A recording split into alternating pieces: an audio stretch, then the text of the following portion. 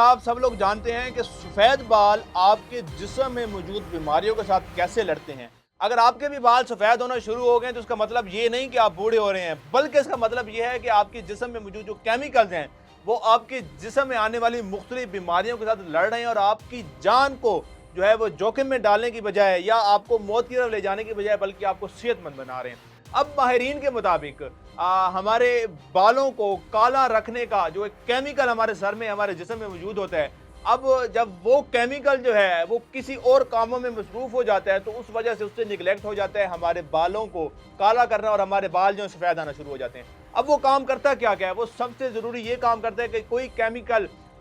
जो कि कैंसर बना सकता है इन फ्यूचर 10 सालों बाद, 5 साल बाद, 1 साल बाद या 20 साल बाद। ऐसा कोई भी हल्का सा भी ज़रा उसको महसूस होता है कि जिस्म के अंदर कोई मौजूद है या कहीं से आ गया या बन रहा है, तो फ़ौरन वो केमिकल जो है एक्टिव हो जाता है और अपना तमाम तर प्रोसीजर जो उसने बाल काले करने में लगाना था, वो प्रोसीजर वो शुरू कर देते हैं उसके ऊपर अटैक करने पर, उसको ख़त्म करने पर, उसकी जो है पावर है उसको ज़ीरो करने पर। अब उस दौरान जब ज़ाहिर है वो उस केमिकल कैंसर के केमिकल का लड़ रहा होता है, तो वो फिर जो बाल होता है हमारा 1, 2 या ज़्यादा बाल होते हैं, तो वो ब्लैक नहीं हो सकते, वो फिर सफ़ेद होकर बाहर निकलना शुरू हो जाते हैं। जो कि जिसको हम ये कह सकते हैं कि ये जो सफ़ेद बाल है, ये लड़ रहा है आपकी ज़िंदगी के लिए ताकि आप जी सकें, ज़्यादा जी सकें और सेहतमंद ज़िंदगी जी सकें। तो अब अगर आप किसी के सर में, किसी की दाढ़ी में या किसी के भी चेहरे के ऊपर कोई भी सफ़ेद बाल देखें तो उसको ये ना कहें कि तुम बूढ़े हो रहे हो, बल्कि उसको कहें कि लगता है तुम्हारे जो केमिकल हैं वो ज़्यादा लड़ाई कर रहे हैं तुम्हारे लिए।